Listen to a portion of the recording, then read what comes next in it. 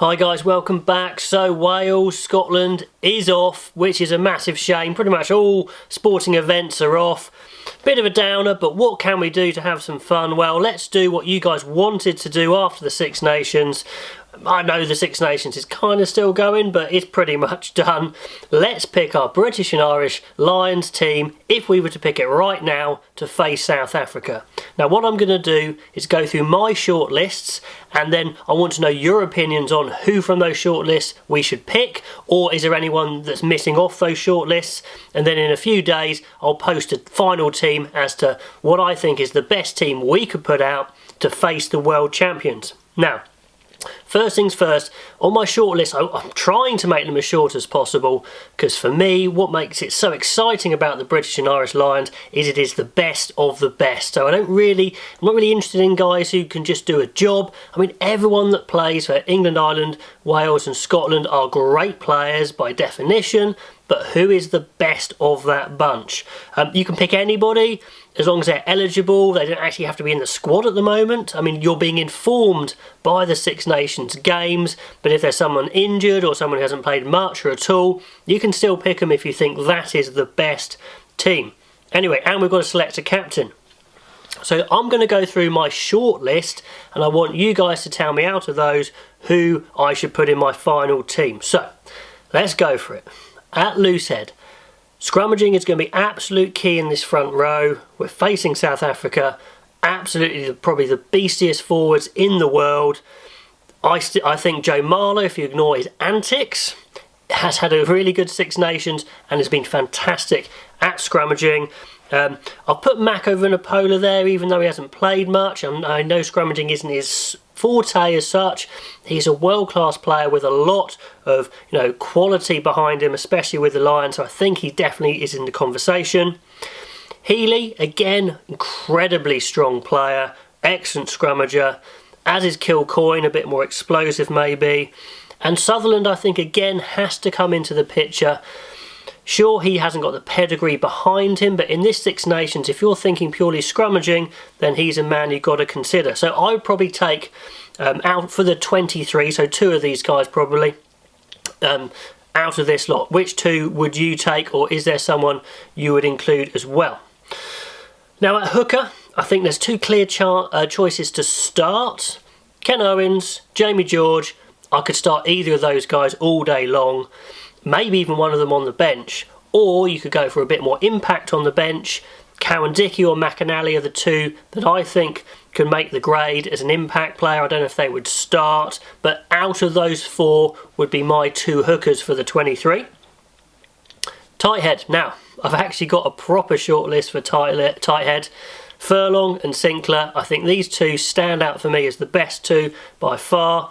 Who starts, who comes on? Well, up to debate. Let me know. Have I missed anybody? But I think that's pretty clear to me. Right, second rows. First second row, Alan Wynne-Jones. Very consistent. Even though Wales haven't got the results, he's been very consistent. He's hard as nails. He doesn't take a backward step. Good in a set piece.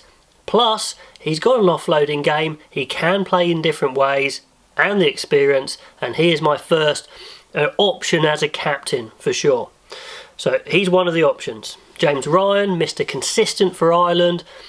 Absolutely, again, hard as nails, very physical. Looks like he could be a good match to face South Africa. Maro Itoje, probably the most physically talented out of the bunch. Lives a bit on the edge, but can do things that other players cannot. Courtney Lawes has been fantastic, even though he's been playing at 6. I class him as a second row who could play 6, and that could go in his favour.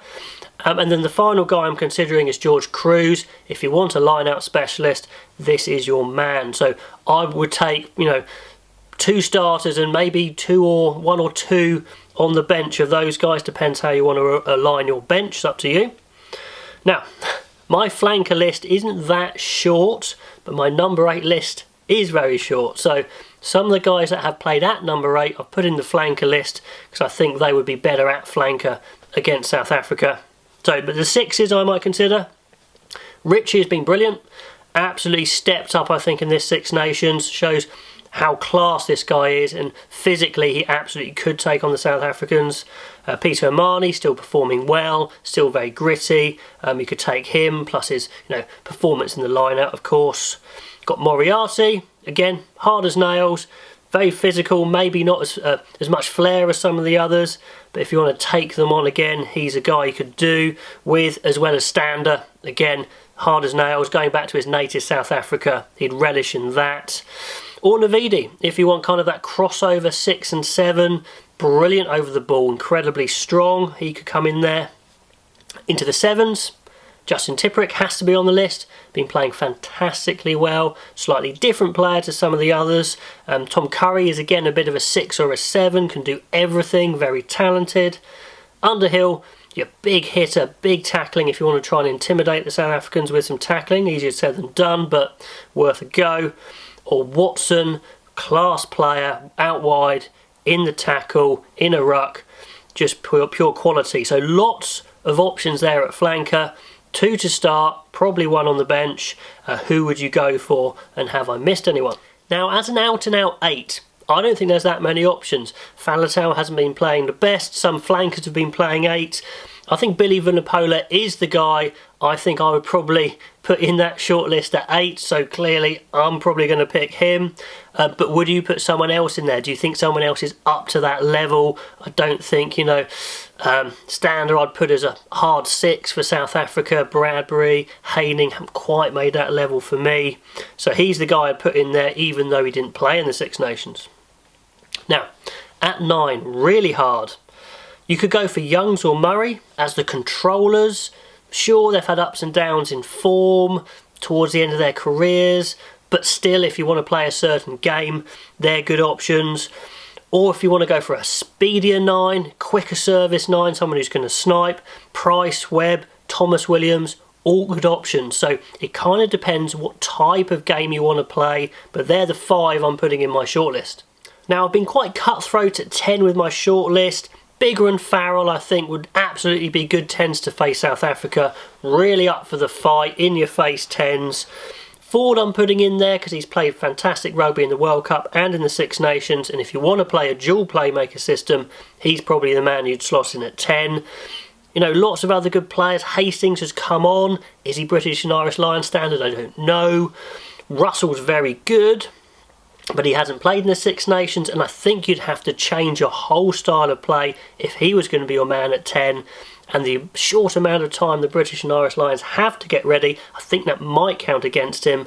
Sexton's been a bit on and off, coming towards the back end of his career, I'm not so sure, so I'm just going to stick with those 3 for now. Centre-wise, again, fairly short list, and I want to try and keep it short.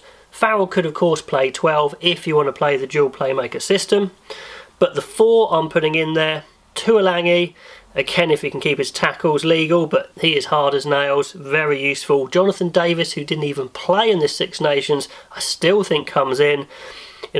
Ringrose, I think is a high-quality 13, probably the best of the classic 13s out there. And I'll put Slade in there for his versatility as well. He could be in the picture, but I think 2 of those 5, maybe one on the bench, maybe not, is the way to go. Into the back 3. Now, Hogg's had a very good tournament, obviously ignoring his drop over the line and another kind of error over the line, but what he's done really well. Liam Williams, I'm still putting Liam Williams in there, even though he's only just come back into the tournament. He's still high quality, he's got a lot of money in the bank, if you like, literally and figuratively, with the British and Irish Lions. Josh Adams, before he got injured, has had a stellar run. If you want an out-and-out finisher, he could be the man. And I'm putting the 2 slightly older Irish wingers in there. Conway, I think, is an all-round high-quality player, been playing well for a long time. Earls, we know what he can do, a lot of pedigree. I think those 2 could be solid picks. And then the 3 English guys, May, Watson, Daly, the first choice English back 3, all had very good Six Nations. Daly, yes, comes back into form at 15 now and then, but he could be deployed on the wing, very versatile. May, the out-and-out gas, along with Watson's feet and gas as well. So 3 of those guys, maybe 1 on the bench for me. Anyway, let me know if those shortlists are right in your opinion, who you'd pick out of those shortlists, and then in a few days I'll come back and I'll post my final British and Irish Lions team to face South Africa if we were to pick right now. Anyway guys, enjoy, have a bit of fun with it in the absence of any real rugby, and I will catch you later.